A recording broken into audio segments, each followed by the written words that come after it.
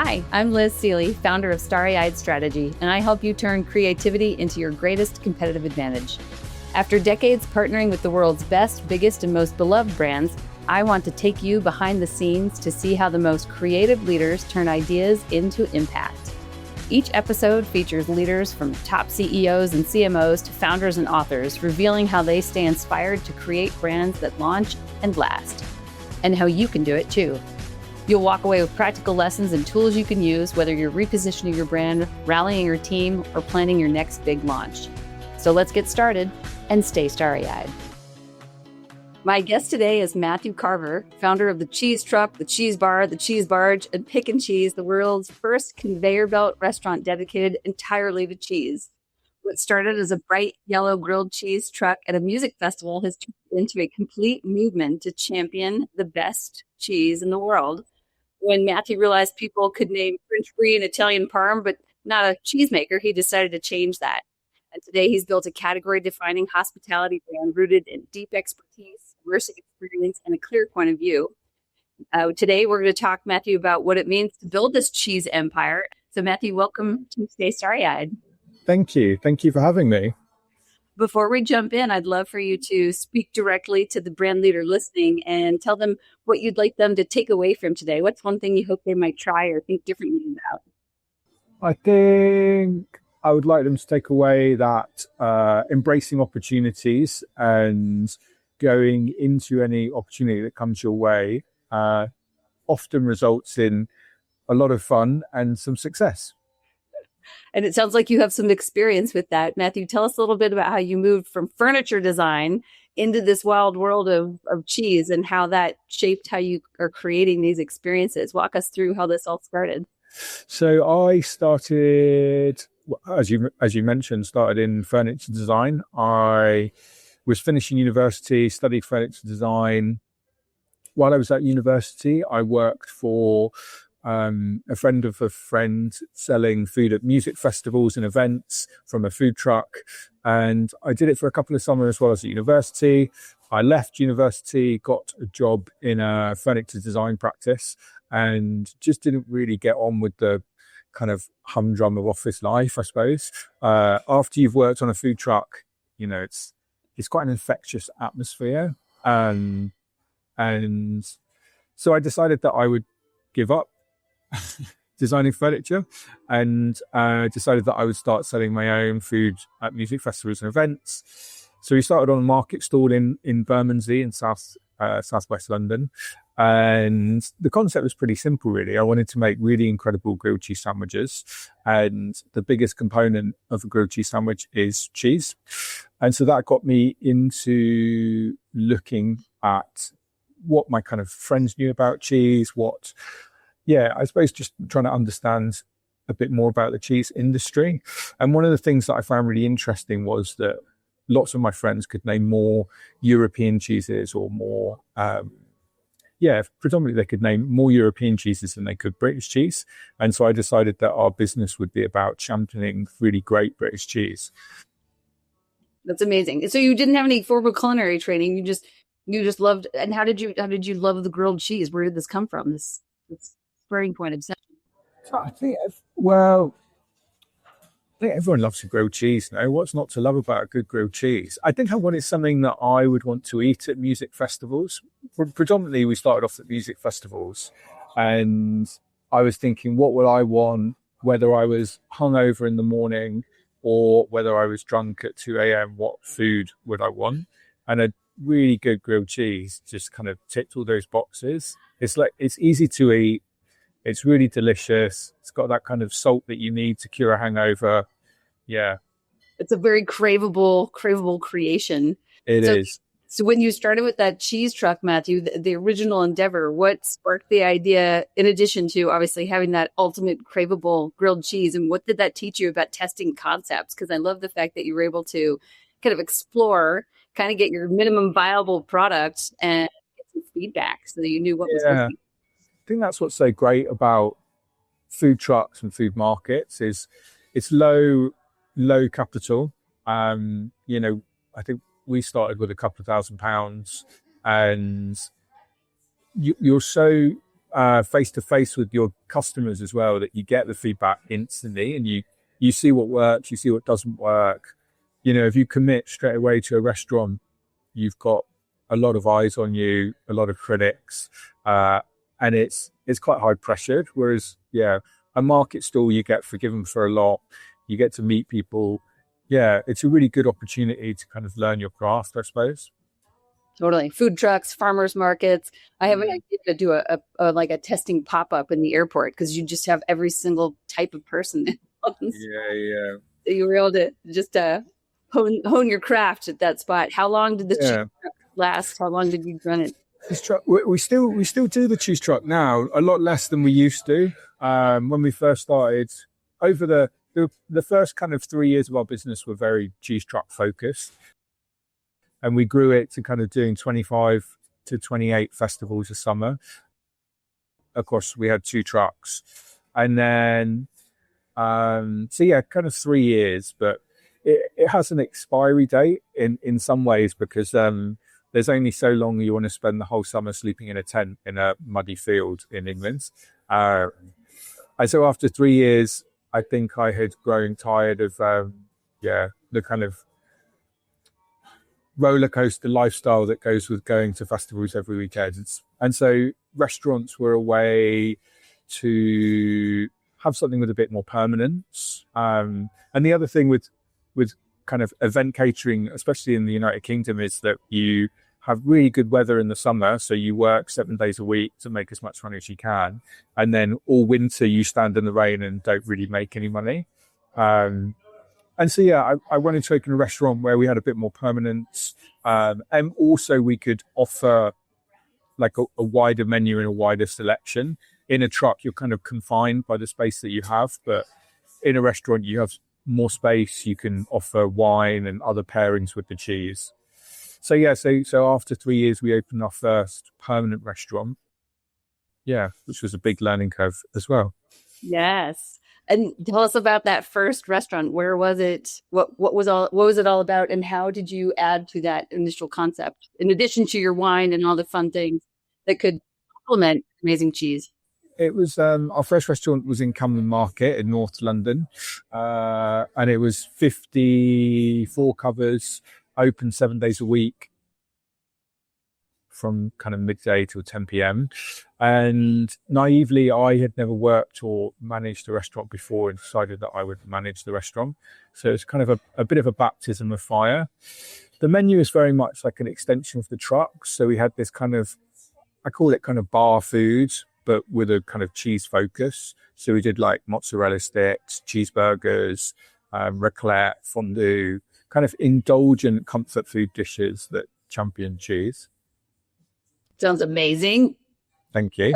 And how did you just save up from the cheese truck? Did you have to get loans or investments? How did you make a big compact? Yeah, we saved a bit through the trucks, and then we also did a round of crowdfunding, and so we released 18% equity in the business and raised somewhere in the region of £150,000 to open that first restaurant. Got it. And how did that baptism by fire go? It went painfully for the first couple of years. I think, I did all of the mistakes I think a lot of people do when they first open a restaurant. Understaffed, like underhired, hired the amount of people I thought I might need, not factoring in that some of them won't work out in that first opening stage. And then it was a lot busier than I thought. And so, it was kind of about 12 months of just chaos, learning the ropes, trying to get the restaurant under control. But it's good. I think, in those kind of environments, you learn so fast because you have to. And it's nice, when you open a restaurant and it's busy and successful, although you have loads of problems to work out, you still have that feeling of, wow, this is actually working. I think I'd probably rather that than the other way around, and opening and it being really quiet and you panicking about making money, et cetera. Totally. A good problem to have. And it sounds like you do a lot. And that's very brave too. Just go. Just do it. Just make it happen. Yeah, a friend of mine always used to say you should bite off more than you can chew and then learn how to chew it. And I think that's kind of stuck with me a bit. That's awesome. Tell us a little bit about how you've gone from the humble cheese truck to this first concept to pairing with some of the probably premier restaurateurs, just like you have become. How did that continue to progress? This- the brand ecosystem that you want. So we opened our first restaurant in Camden in 2017. And as I said, the first year was kind of chaos. And I said, I never want to open another restaurant again. And then after about a year and a half, I was like, actually, feel like I've learned so much. It would be silly not to open another restaurant. So then a couple of years later in 2019, we were looking to open another restaurant. And I went to see a restaurant site, which is now the Home Boss' second restaurant, Pick and Cheese. And I remember going to see it with the letting agent. And I said to them, I've got this really great idea to do like a kind of sushi restaurant with a conveyor belt, but put cheese on it. And the person that I was with just absolutely loved the idea and was like, you should do this. This is genius. And so that was it. We signed the lease, and then 6 months later opened the first Pick and Cheese in Covent Garden. That's awesome. And where did that come from? Did you, by the way, your journey of having that first brand in business and having it be pretty painful and then take a little time and you're like, it wasn't so bad. It's like birthing a baby. It's like you're birthing another. Yeah. Might as well do that again. Tell us a little more about Pick and Cheese and where that came from. Is it from the sushi conveyor belt? And what are you solving for guests? What do people just love about that? Yeah, so it came about, I was actually on holiday at the time, and I was reading a book. And it was about the guy who first decided to put sushi on a conveyor belt. And part of the reason that he decided to do that was because at the time, sushi was really was kind of a food for the middle or upper classes in Japan, and it was quite serious and quite formal, and he wanted to make it more accessible and more fun and introduce it to kind of a younger demographic. And so he thought, wow, if I could put it on a conveyor belt, I could kind of bring down some of my costs because it saves on the labor and make it more accessible, but at the same time also make it more fun. And I was like, I kind of saw a similarity in what we were trying to do with British cheese. We were trying to make it more fun and we were trying to make it more accessible and just, kind of rip up the rule book a bit, trying to move away from these kind of faux French cheese and wine bars and have something that feels so different. And so, I suppose more modern. More modern way of serving, more modern way of the assortment. And it sounds like you said, traditionally cheese has been a little bit snooty, a little bit sophisticated. And I know your concepts are known for making this traditional luxury more accessible. Like you said, why do you think that resonates so well with people today and for the last decade? I think more and more people are taking an interest in where their food comes from, and have a thirst to find out about producers or to find out about food. And so I think it resonates with that. I think also our restaurants are all quite experience led. And I think more and more people want to eat out and have an experience, whether that's coming to Pick and Cheese and having cheese from a conveyor belt, or one of our other restaurants is on like a barge in Paddington. So like going to a barge. Yeah, I think they look for experience-led restaurants now. And experiences they can't find anywhere else, it sounds like. Yeah, and an experience they can't have at home, And for those of our listeners who might be watching instead of listening, you're reporting live from one of your restaurants. Where are you today? I'm at our Pick and Cheese restaurant in Camden. Nice. And what time is it there? Is it happy hour time to pair your wine and cheese yet? Not yet. 3:30. Okay, well, it's 5:00 somewhere. Well, tell us a little bit more, Matthew, about evolving your concepts. How do you know when it's time to change, iterate, create something new? I totally see how you go from the food truck to these restaurants. Tell us how you then went to some of the other concepts, including for those at home coming across the pond with a new pick and cheese? Yeah, I suppose I think because I study furniture design, I'm quite a creative person, and so actually the creating of concepts is something that I find really enjoyable, and kind of bringing a concept to life, thinking about all of the various decisions that go into creating a concept. So it's more often that I have to try and hold back and not just keep creating new concepts, but actually, work on refining the current ones. But yeah, I think we've always embraced opportunities that have come our way.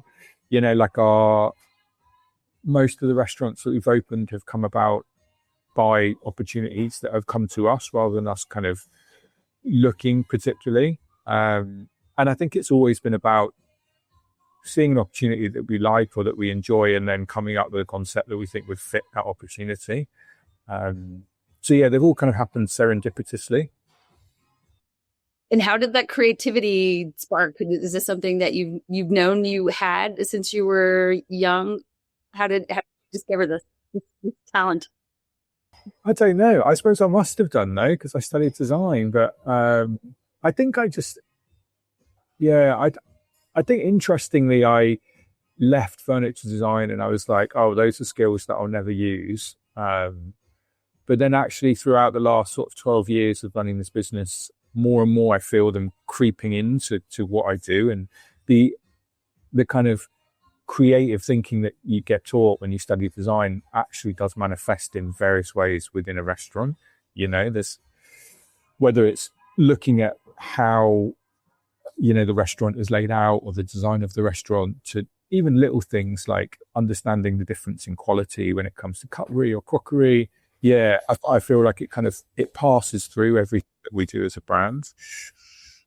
And all those touch points really matter. Like, it all comes together, it sounds like, to create that experience we talked about that you can't find. What are some of the design elements that you've been sure to incorporate into these concepts, Matthew? And that could be concept defining, like the conveyor belt, or it could be something that you just love that's in everything. How did you decide? I think one thing we try to work on throughout all of our concepts is kind of taking the same understanding that we have for sourcing when it comes to cheese to also all of the kind of fixtures and fittings that we have in the restaurant. So trying to work with craftsmen when it comes to things like plates or cutlery or glassware, everything that a guest would touch when they come into the restaurant, I want it to feel the same quality as the cheese.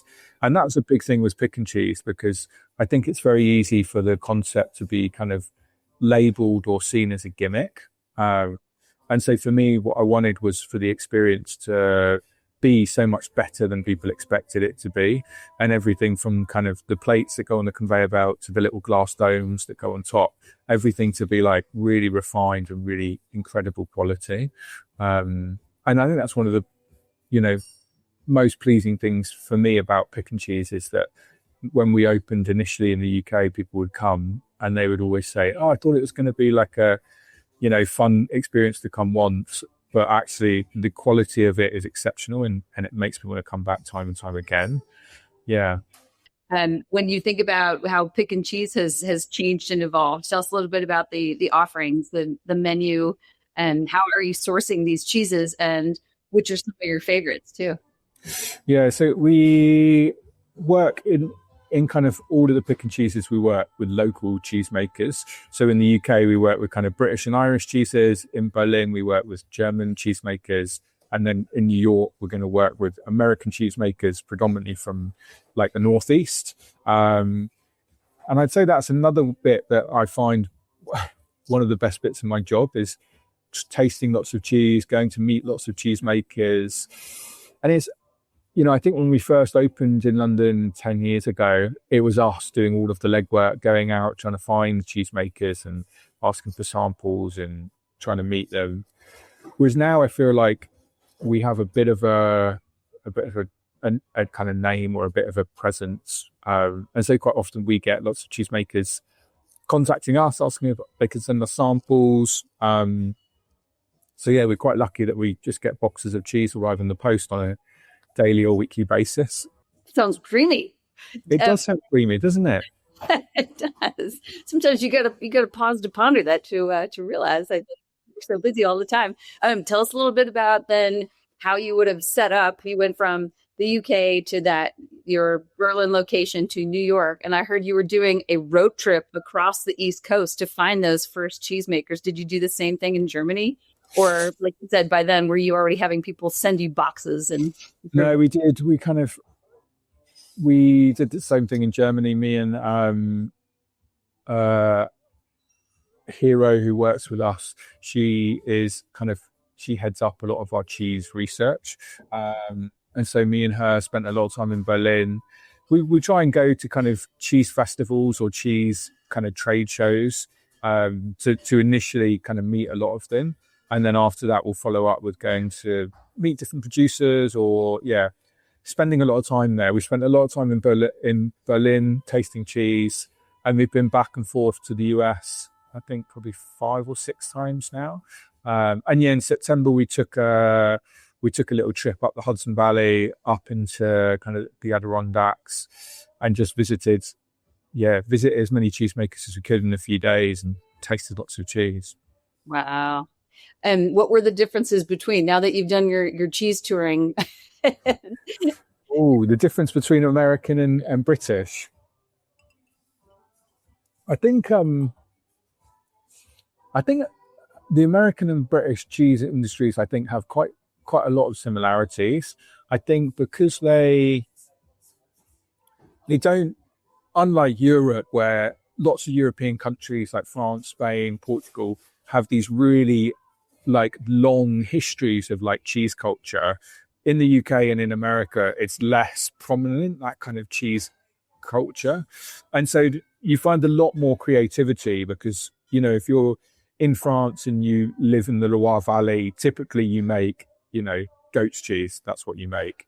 And so everyone in that area will make goat's cheese. Whereas in the UK and the US, people don't have that history of like, oh, we're from, the Hudson Valley, so we normally make this style of cheese. So they just make what they want to make or what interests them. And so you end up with so much more kind of creativity in the cheese industries because they're not so confined, which I really like. There's a lot of incredible, really creative cheesemakers in the US. Mm-hmm. I would say that's probably the case with our two countries. With most things, almost everything is much more creative. Yeah. In a lot of places. What's one of the most creative cheeses you've seen? What's an example of that where they just create and come up with something totally original? I think in the US, one of those would probably be Road River Blue. I don't know if you know it. It actually won at the World Cheese Awards in, I think it was 2021, maybe. And it's blue cheese, but it's wrapped in these vine leaves. They're soaked in Syrah wine, and then the cheese is wrapped in these vine leaves. And it comes from Oregon, and I think it's a super creative cheese, and it really put like American cheese making on the map by winning kind of the biggest cheese award in the world. Everyone's like, oh, hang on, I didn't realize that America made such incredible creative cheese. Are there any others that haven't won awards yet that you think should? Ooh, that's a tough question. One of my favorites that I've been eating a lot of recently is St. Stephen, which is made by Four Fat Fowl up in the Hudson Valley. And it's a triple creme cheese, so they add extra double cream when they're making the cheese. So you get this kind of really rich, really buttery, super kind of decadent cheese. I don't know if they've won any kind of awards kind of in the US, but I think definitely like globally people should know about it more. Mm-hmm. All right, we'll have to include those all in the show notes. And Matthew, when you think about the pick and cheese here in the US, will it primarily feature East Coast cheeses, or are you looking across the country? Predominantly Northeast to start with. Yeah, I think the US is so big that, you have to kind of hone in a bit and focus on one area. And so trying to keep it as local as possible to the restaurant felt quite nice. Mm-hmm. That makes sense. Otherwise, you get overwhelmed with too many good cheeses. So many cheeses, so little time. Hopefully one day we'll have another pick and cheese on the West Coast, and then we can focus on West Coast cheeses. That's exactly what I was going to ask you. Where to next? Assuming Pick and Cheese NYC is a huge hit like the previous concepts have been, where else can you see it popping up next? My dream is to open one in Paris because I think it's like France is the home of cheese, no? And I think they have such a rich tradition of cheese. It would be quite fun to have a cheese conveyor belt with French cheese on it. So that would be a dream. But also, yeah, I mean, the West Coast would be great.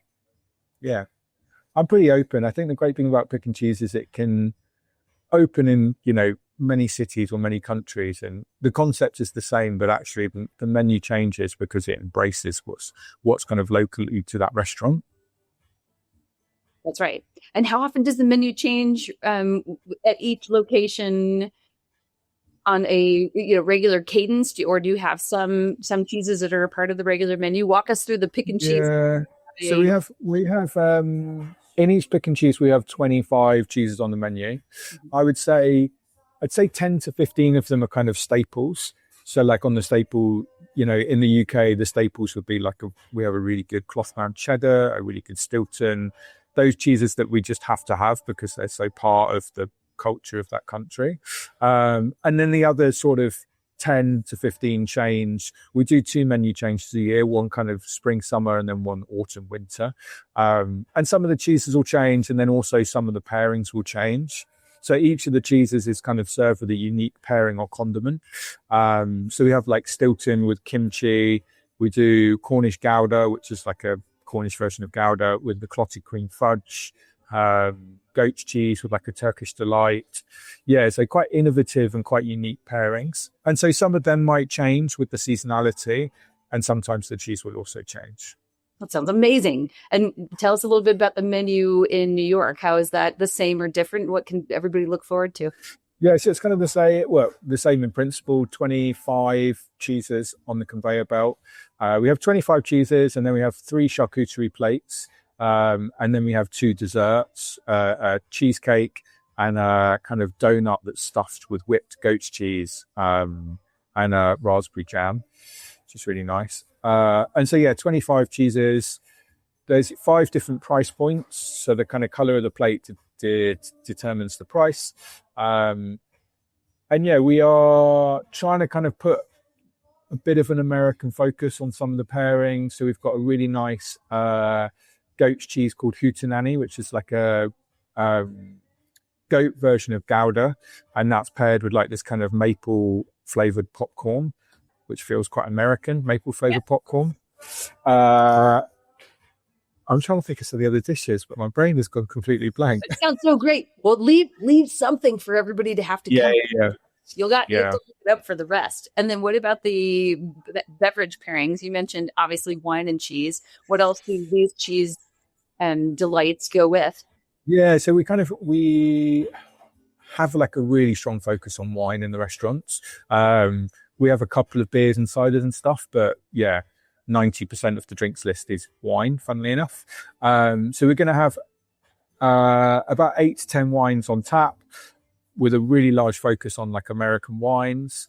And then we'll have another sort of 12 to 14 in bottles with kind of more interesting or European wines in bottle, and kind of the staples will be American on tap.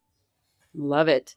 Have you seen any of the, drinking trends as people are predicting the demise of Alf Bev as we know it, and the next generation moving pills and cocktails versus beer and wine? Have you seen any of that impact in the last decade?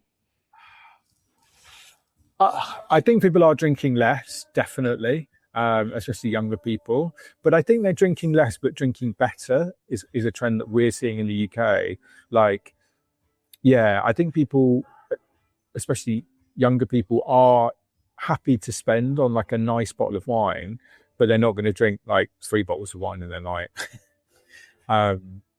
It's just changing, isn't it? You just have to adapt and embrace it, I think.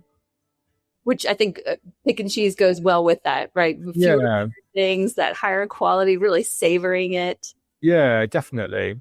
Matthew, when you think about creating this complete brand ecosystem, you're really expanding that cheesy empire. How do you think about, like you said, expanding without losing focus? How do you decide what's worth maybe focusing on, and also those partnerships? I know you said you're open to all those opportunities. As an example, maybe you could share with us a little bit about how that came to be, that you are in this premier food hall space in New York City. Mm. Walk us through a little bit of that. Yeah, I think it's hard. I think that's one of my biggest weaknesses sometimes is saying no to opportunities. I think I can be like a kid in a candy shop sometimes when someone comes to me and it's like, oh, we've got this great site or there's this really great opportunity.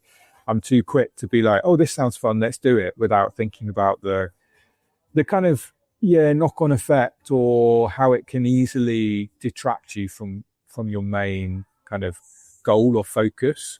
And I think I'm definitely getting better at saying no and actually being like, how does this help us get to where we want to be in, say, 2 or 3 years' time? But yeah, it's something that I'm getting better at. I wouldn't say I'm perfect. And so yeah, partnerships. The partnership with Shaver Hall came about through meeting Randy, who's the CEO of FB Society, who run Shaver Hall. And he reached out to me and had seen my concept, Pick and Cheese, and said, look, we're building this food hall in New York and we think this would be an amazing addition. Do you want to chat about it? And so we had a couple of long chats. I really admired what they do, and they were quite fond of our concept. And it just seemed, I think initially I was apprehensive about taking on too much. But the more I kind of got to know them, the more value-wise, we just seemed like a really good fit for each other. They're very project-driven. They're very, very good operators. And so it felt more like a kind of natural partnership. Mm-hmm. That's wonderful. And for those who don't know, the FB Society or Front Burner Society is a collection of really unique and innovative restaurant concepts based in Dallas, including one of my favorite food halls. And we have Jack Gibbons on as a previous guest who got us you, Matthew. So it all comes full circle. But yeah, that's such a nice addition to what they're building there. And as you think about growing from that small team, you in the food truck, to how many people are on your team now? I think it's kind of 80, 90, something like that. Woo, 80 or 90 people. What have you learned about going from those first days and even opening the restaurant on your own, understaffed and craziness, about leadership, about the culture you're building, about the people who you work with? I think I think one thing I've learned is that you should always be honest with your team. I think always being honest, and we have a value in our business that it's okay to make mistakes. And I think that's such a big thing. I think I was fairly open with my team when I first started running our business that, I haven't done this before. I've never managed a business of the size or with this many people before. And so I will make mistakes, and I'll be honest with you when I've made mistakes. And I think that goes a long way. I think there's so many people in so many roles who are finding their way. And I think if you're accepting of mistakes and honest about why they've happened and what you can do to fix them, I think that goes a massive, massive way. I think it helps to build trust and build strong leadership. I think that's brilliant. And hopefully the team realizes that they can do the same. They can be honest too, and everybody has that open and transparent culture too. That's wonderful. Well, and when you think about the expansion plan, Matthew, how do you stay creative day to day when you're pulled in a lot of different directions? Oh, good question. I think I'm inspired and find creativity in lots of places. I think very lucky in the sense of, like last week, spending 4 or 5 days in New York, I feel like you can't walk around New York and not feel inspired creatively. I try and, make an effort to eat out at places that are different or that we don't have in the UK. And I think that's really, as a restaurateur, that's really inspiring, kind of seeing how people do food and drink different. And I think the food and beverage world is always evolving so quickly. Like every 6 months, there's another handful of places that are doing stuff totally differently or kind of reinvigorating a certain sector. Yeah, so I find that really inspiring. I agree. I also find it very inspiring. It's so fast paced. It's so creative. And then what happens in the food and beverage world trickles down to every other industry. You see it then pop in personal care and beauty. Yeah, it's great. It's a really nice industry to be part of, I think. And this is a silly question, Matthew, but do you find that because you are specializing in cheese, the cheese iconography or like elements have taken over your life? Like, do you have, I don't know, like a cheese keychain, or like do people gift you things that are cheese centric now? They do, yeah. Yeah. Kind of like for good and for bad. I think if anyone sees anything with cheese on it, they buy it from me. And I kind of have enough cheese in my life that I don't need to have every single item I own with a cheese. What's an example of a good cheese item and a not so good cheese item? Good cheese item. Someone bought me a really nice little kind of pats, it was kind of a pats from a cheesemaker, which was really nice. That's a good one. I got a stuffed toy, a stuffed brie, which is, maybe not. I don't really know what I'll do with that. You're a little too far. The reason I ask is, stars are kind of taking over my life, and I'm also a lot of things because of starry-eyed. It's good because now you defined your personal brand as cheese, but I can see that getting a little crazy. Yeah, definitely. I feel like there's a lot more things with stars on than cheese, though. But maybe that's just because That could be. Well, let's switch into a little lightning round, Matthew. I'm going to do some scary-eyed sparks with you. What is the best or most inspiring book you've read? And that could be lately, that could be of all time. What's your fave? So I read a book called Leaders Eat Last by Simon Sinek.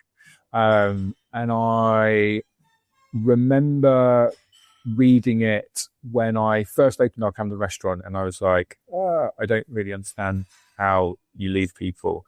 And then I read this book, and it definitely, changed the way that I kind of saw leadership. And I think definitely moved me from more of a kind of manager to a leader. I occasionally buy it for new managers or new leaders in our business that I see falling in the same traits that I did. I buy them a copy and say, maybe read this. Great example. Love that. What is a brand you admire that's not one of your own? So it's a brand called Walsh shoes. And what I like about them is they are, they make running shoes. And they're based in Bolton in the north of England. And they're kind of the last trainer maker based in the UK. And so they've been making running shoes since the 1950s. They have an incredible pedigree when it comes to running shoes, like loads of really famous, really fast runners have worn these shoes. And I like that the design hasn't really changed much in the last 50, 60 years. And they're still based in this kind of small town in Bolton, and they take these incredible running shoes. That's awesome, especially as manufacturing for running shoes and other trainers moves elsewhere. I'm going to have to look that one up. Yeah. That's brilliant. What about what's one new thing you'd like to try in the next year? I want to try, this kind of leads into my previous one. I've recently got into running, and so I want to try and run a faster 5K in the next year. Boring, but I love it. No, it's important. I also have thought after 5K, I have to get a qualifying time for the Boulder 10K, so I can go. Oh, when's that? That is on Labor Day. It is 30,000 of your best friends here in Boulder, Colorado. Best race I've ever done, and do it every year. They've got it Wow, all. nice. Slip and slides, tequila shots. It's spectacular. So after Oh, 5K, maybe we could meet for the 10K. yeah. What about Matthew? What is your favorite cocktail or mocktail, or in your case, wine? My favorite cocktail, mocktail, or wine. We have a really good red wine on our menus, which we've probably had for the last 6 or 7 years, and several managers keep trying to take it off the menu, but I really love it. And it's a Moristel. It's a Spanish red. It's pretty affordable. I think on our wine list, it's like £26 or £28 a bottle. So it's not like super expensive, but I just think for its price, it like punches so much higher than it should. It's super like juicy, young Spanish grapes. Yeah, I love it. That sounds delightful. And are people also sending you boxes of wine that you need to taste and incorporate? You know what? That actually happens a lot less, sadly. I wish that more people did send me wine. Well, everyone So listening, if anyone's listening, feel free to send me more wine. Yeah. Well, Matthew, as we close our time together, it's been so much fun. And I feel like I need to get out there to taste all these different cheeses. We all need to educate ourselves about this. And what is one thing you'd encourage brand leaders to do or try after listening to today? Try and eat more cheese from locally to them.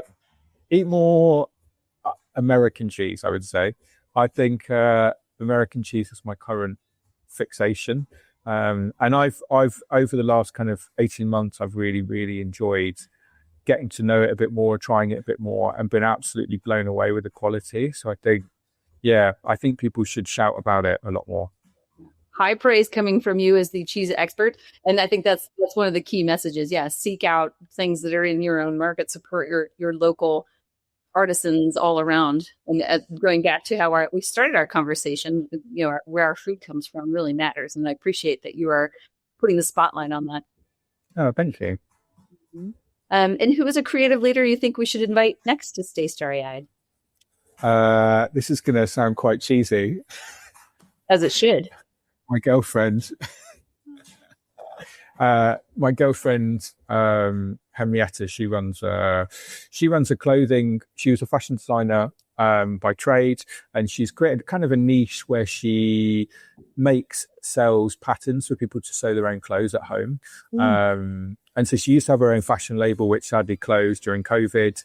And so this is kind of her second business venture, I suppose. And she's grown like a really nice kind of niche in this small market of kind of home sewers. That's fascinating. We'd love to invite her on, and I have seen that has also picked up along the same lines of coming back to the craft. Yeah, definitely. Several friends who are teaching their kids to sew. My mother-in-law is teaching my kids to sew so that they can make their own things based on patterns. I think it's becoming a big thing, and it's really interesting kind of business that I think you don't really think about or know a lot about, but she's carving a really nice niche. That's brilliant, especially in the world of fast fashion we're trying to all get away from to made every day. Matthew, what is your go-to or walk-on or pump-up song lately? You've got a big opening coming up in New York City on that day that your new Pick and Cheese USA opens. What song will you play? It's a song. I'm going to pick one that I was listening to this morning, and it's a Fred Again song, and it's Fred Again collaborating with quite a famous like English singer-songwriter, but he was kind of a singer-songwriter from about 10 or 15, well, maybe 15 to 20 years ago when I was quite young. And so it's kind of like, it feels really modern because it's Fred Again, but it's got this kind of nostalgic edge to it. And so it's Fred Again, and the song is called Lights Burn Dimmer. So yeah, that was what I was listening to this morning anyway. Very nice. And it got me pumped for work, so... I love it. And for those who are watching us, tell us a little bit about the map behind you. And will a map like this be at every Pick and Cheese where you can trace back the standing cheeses on the menu, the permanent? We don't have this in every Pick and Cheese, but we have it in this one. And so this is a map of the UK, which you can probably see. And it's really to bring home to people that dine in the restaurant that all of these cheeses are British cheeses. I think weirdly, people's first instinct when they sit down is that these cheeses probably come from all over Europe. And in fact, many people leave Google reviews saying, "Oh, I really enjoyed such a varied selection of European cheeses." So then we put a big picture of the UK on the wall to try and remind them that actually they come from the UK. So maybe we'll have to have something similar in New York. As a nice reminder of the region, the regionality, the origin. Yeah. That's brilliant. And what variety within an even small space. Yeah.